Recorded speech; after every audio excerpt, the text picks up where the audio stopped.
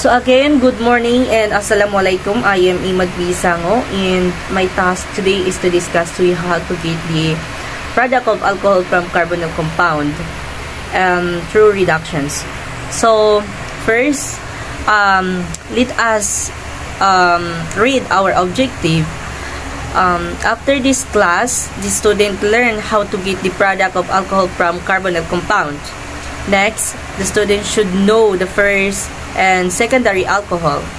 And lastly, the student should know the difference of aldehyde, ketone, carboxylic acid, and ester.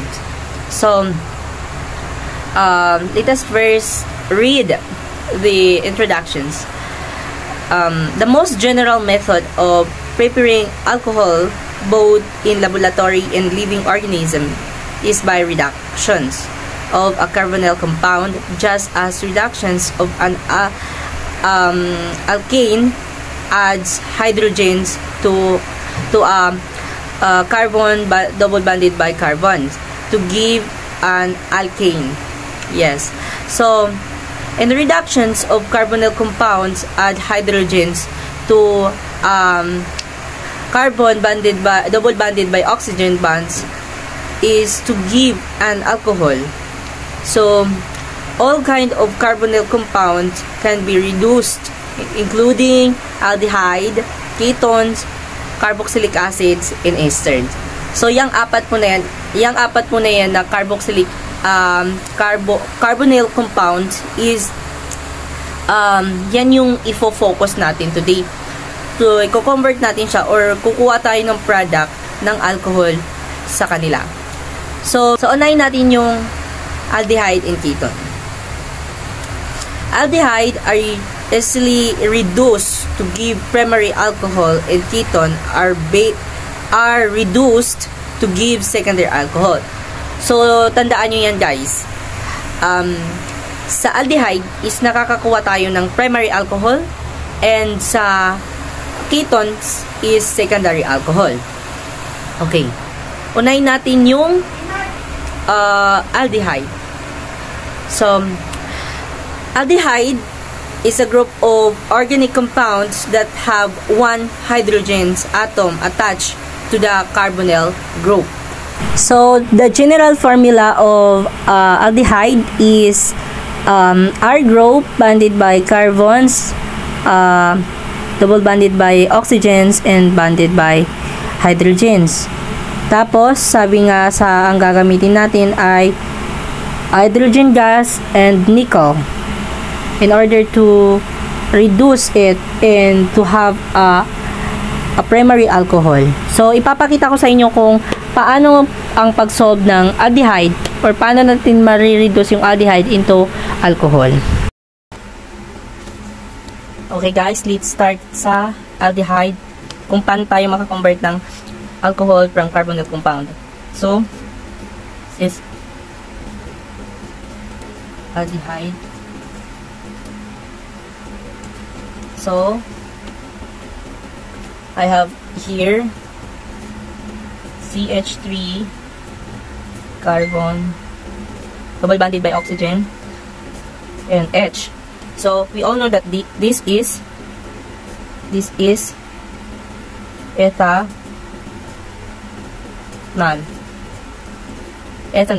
And in order to reduce it, we need or we use the hydrogen gas, which is 2 hydrogen. Kapag ang dalawang hydrogen, the negative and positive, is na-combine, is magiging hydrogen gas yan with nickel as catalyst. So, simple lang, mag-a-add lang tayo as what we said na sa pag-reduce natin para makuha natin yung alcohol is mag-a-add lang tayo ng hydrogen sa carbon. So, madali lang. Mag-a-add lang tayo ng dalawang hydrogen dito. So, kapag i-add natin itong hydrogen dito, mag-attack siya dyan sa carbons, is mababreak yung bond ng carbon to oxygen. So, magiging CH3 single bonded by carbon, magiging single bonded na siya. And then magdadagdag tayo ng isang hydrogen dito. May hydrogen din dito. Tapos, yung isang natirang hydrogen is i-add din natin dito sa oxygen. Kaya magiging ganito.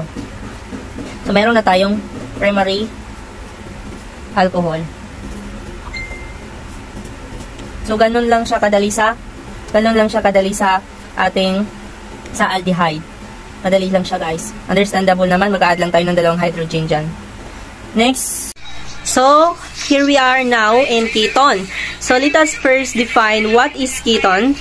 So, ketone is a group of organic compound that have two alkyl group attached to the carbonyl group.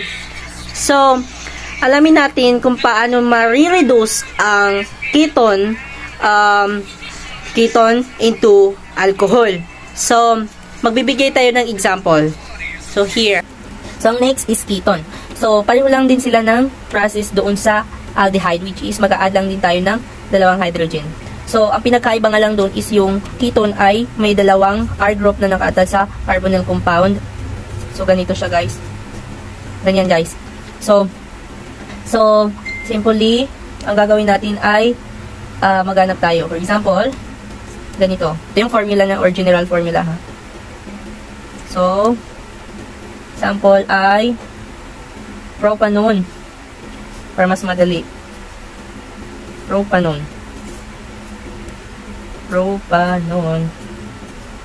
This is propanone, guys, ha.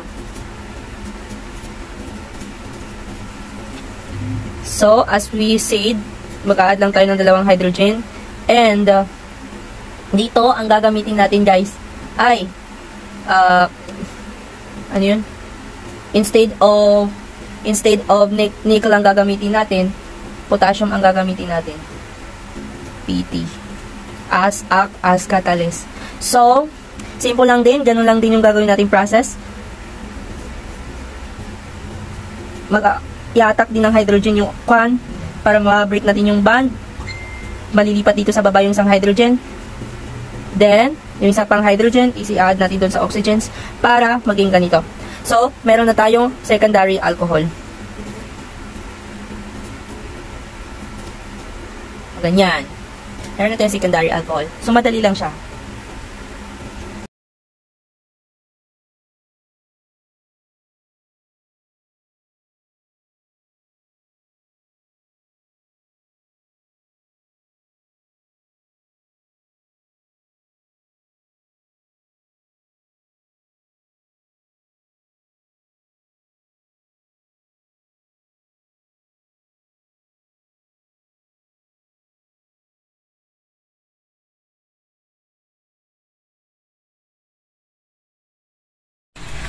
So, but before we proceed to know or to perform the examples of reducing carboxylic acids into primary alcohol, let us first know the process or step by step para mas madali natin siyang ma-reduce. So, first step, we have the nucleophilic attack. Second is oxygen, donate a pair of electrons. Third is leaving group departure of oxygen bound by aluminum hydrogen. And the last one is protonizations.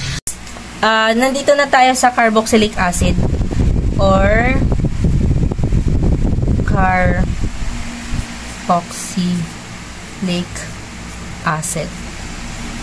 Here in carboxylic acid is para ma-reduce natin siya, kailangan natin ng lithium aluminum hydrogen 4 over water. So, ang step dito, first, kailangan muna natin ng ano eh. So, your examples. Bigyan natin yung examples. Pang madalian lang ito, guys, para mas madali natin siyang maintindihan. CH3, CH2, C, double bonded by oxygens, and wala pa to. Then, OH. Ito ay tinatawag nating propanoic acid. So, paano nga ba natin siya ma-reduce into primary alcohol? Madali lang. Gamit itong pang-reduce na ito. Matapang ito siya, guys. Ma-reduce natin ito alcohol or primary alcohol. So, okay. So, first step, as you can see, guys, that in this, meron tayong ditong, what is this? Acetic hydrogens.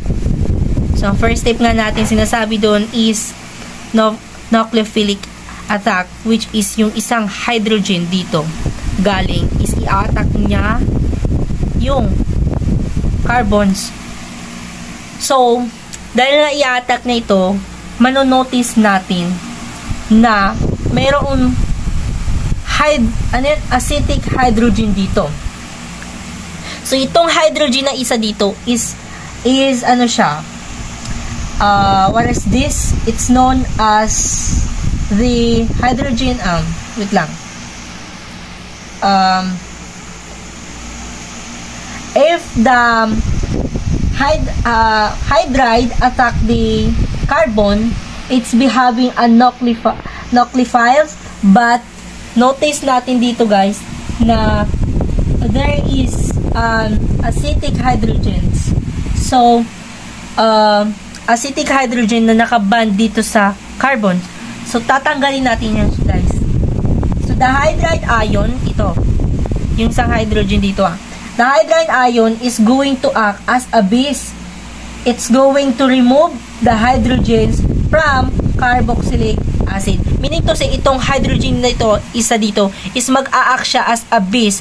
Tapos, i-reduce niya ito or tatanggalin niya itong hydrogen na naka-attach dito sa carbon. So, ang mangyayari, guys, is magiging ganito na siya, guys.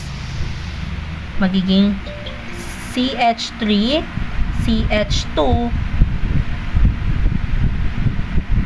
nag-attack na siya, ha. Magiging ganito. Magiging ganito. Magiging ganyan na siya, guys. So, once na naging ganyan na siya, guys, sinasabi naman niya na kapag wait lang. Kapag naging ganito na siya, guys, ano yung pangalawa, ha? Ito yung number 1, number 2. Next is doon na tayo sa next. As you can see, guys, yung aluminum natin, yung aluminum hydrogens 3 is no longer negative charge. Meaning to si, guys, is hindi na siya makakapag-donate ng isang hydrogen kasi hindi na siya mag-act as a base. Kasi nga, yung p orbital or orbital is tatlo lang yung band niya sa hydrogens. So, paano nga ba? Since the oxygens is meron siyang negative charge or marami siyang lone pair dito, is magdodonate siya ng pair of electron into pair of electron to the aluminum's atom, which is tinatawag natin siya na oxygen donate a pair of electrons. So, ang mangyayari, guys, is ganito na. I-rewrite natin dito sa kabila. Magiging CH3, CH2, C, O,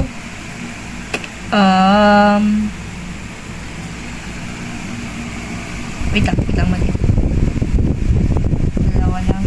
Isa lang ang band dito, guys, ha. O, tapos banded by aluminum, tapos tatlong hydrogen. As you can see, guys, yung aluminum is meron na siyang 4 na band, which is nakabalik naman siya into negative, na ang mangyayari is kapag naging negative yung charge ng ating aluminum is makakapag-donate na tayo ng isa pang hydrogens. So, ayan, guys, as you can see, magiging what is this? ganyan na siya, guys. So, next na mangyayari, guys, is magdudunit nga siya, di ba? So, ganito, guys. Yung isang hydrogen dito is magdudunit dito or i-attack niya yung carbon dito in order to break this bond. So, ang mangyayari, magiging ganito na siya, guys.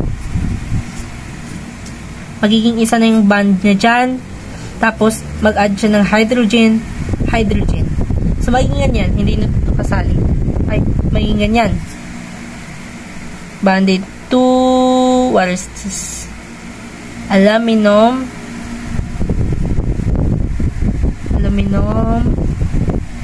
hydrogen. So, diba guys, dalawa na lang yung hydrogen niya, which is nagiging tatlo na lang yung p orbital niya.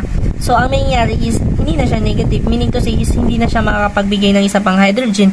Ang next na step na gagawin natin dito guys, is, ang tinatawag natin na leaving group departures. Meaning to say, itong oxygen na to, at saka aluminums, itong aluminum na to na nakaband sa oxygen, is magiging leaving group na siya. Or, masisiparate na siya. So, ang mangyayari is isiparate natin to guys. So, i-rewrite lang natin. Simple ganito. 3H, CH3, CH2, then O, then H. So, as you can see, nagiging aldehyde na siya.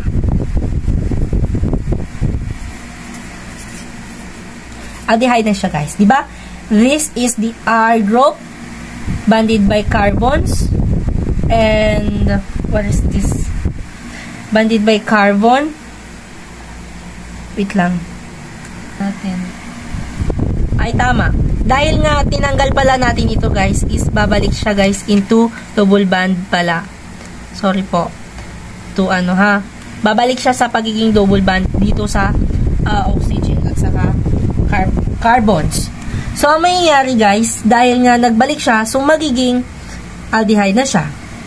So, as you can see, in aldehyde, kung pwede na natin gamitin yung pag-add natin ng dalawang hydrogens or hydrogen gas dito. Pero, ang nakalagay doon is water ang gagamitin natin. So, simple lang. Add lang tayo ng water to hydrogen and oxygen. So, madali lang. I-add lang natin dito yung i-attack natin itong hydrogen na isa. So, mababreak yung bond. CH3, CH2, mababreak yung bond. Ay, O pala yan. Hydrogen. Next is yung isang hydrogen dito. Isa pa, di ba dalawa? Isa pang hydrogen, i-add natin dun sa oxygen. Kaya magiging, ayun na. Meron na tayong primary alcohol. So, ganun lang siya kadali, guys. So, let us proceed to ether. So, this is the procedures of reducing ether. So, first is what we call the nucleophilic attack. The second is leaving group departures, and third one is second reductions. Last is the protonization. So, let us define what is the ether. The ether is a chemical compound derived from carboxylic acid, which the OH or hydroxyls group is replaced by an OR or alkoxide group. So, let's start and let's know how to reduce it into alcohol. Okay. Hi guys, let's proceed to ester. Esters. So, ang gagamitin natin pang reduce dito guys is lithium, aluminum, hydrogen 4 din. Kasi malakas to siya. Ito lang yung makaka-reduce dito. So, first step natin guys, siyempre kailangan natin ng carbonyl compound. So, huwag natin kalimutan ng formula ng ester ay R, C, double bonded, ganyan, then RO. So, here are, magbibigay ako dito ng examples. Example, the CH3, CH2, bonded by oxygens, then oxygens, CH3, CH2, CH3. So, and guys, first, ito pala ay ethyl propanone. So, first is,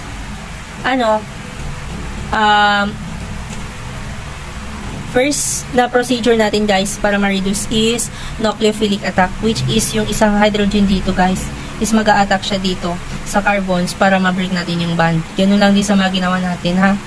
So, ganyan. Ang formula nito guys like this ha. Ganyan.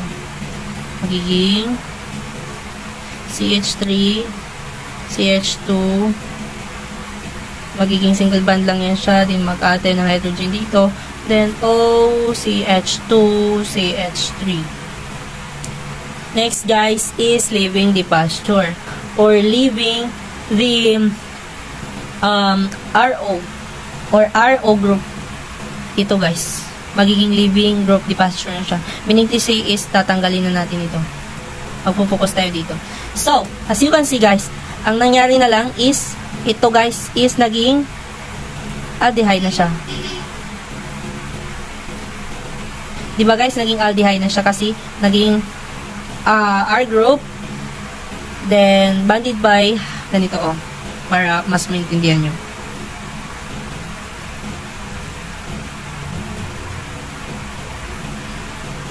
Oxygen, then hydrogen. So, ayan na siya. Naging aldehyde na siya, guys. So, next, guys, is second reductions. So, ganun na lang, guys. Second reductions, guys, is a highly active reactant. Yung, ano yun siya? Yung is, di ba, ganito?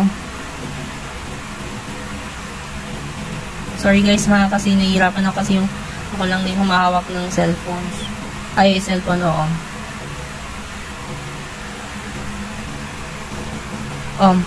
As you can see guys, itong hydrogen na to is, ayan, mag-a-add tayo dito ng isa pang hydrogen. Kaya magiging ganito na siya. Wait. Natin ng masulatan. Magiging ganyan na siya guys. So, pag naging ganyan na siya guys, next na gagawin natin is protonizations. Protonization na tayo sa last part na. So, di ba ganyan?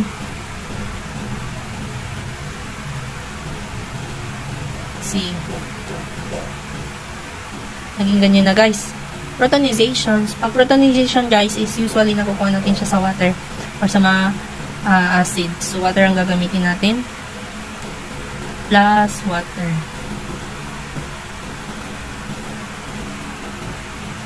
So, ang mangyayari is yung isang hydrogen ng water ibibigay natin dito sa oxygen. Kaya, magkakaroon na tayo ng tinatawag na isang hydrogen ha. Tinatawag na primary alcohol.